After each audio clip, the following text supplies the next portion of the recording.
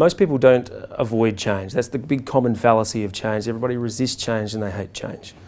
Well, actually, it's that not that people will avoid change, they really don't like ambiguity and uncertainty.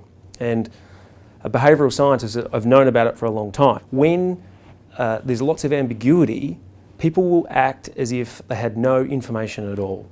And so the lesson for change managers and change leaders is to reduce ambiguity at every step.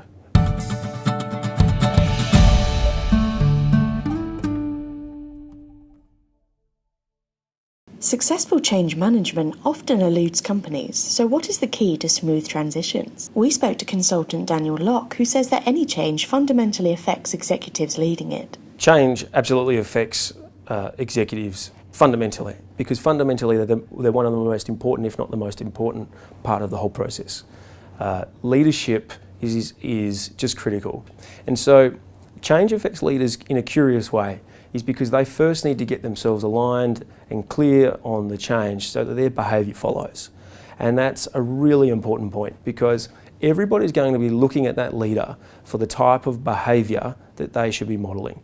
That executive is going to be setting the scene for the values through the kind of incentives and measurements they put in place and the kind of people they hire to support this change. Locke says that talent analytics and big data play an increasingly important role in change management because they make the whole process measurable. I think talent analytics can help because most people do not set good metrics for their change initiatives. They don't really fully understand the role of, say, a change manager or a change leader needs to play in an organisation. They understand project management pretty well. They understand how to set budgets around delivery, but they don't always understand how to set metrics around change. And so talent metrics, I think, can help in that sense. We need to have good leading indicators for a project to give us an insight as to whether we're falling behind and whether people are likely to adopt the project. And so what I use is a tool called a buy-in index. And that's a little simple tool where I ask a random survey of people some questions about leadership, buy-in, how things are progressing in the project and so on, targeting a few key areas around them being ready, willing and able.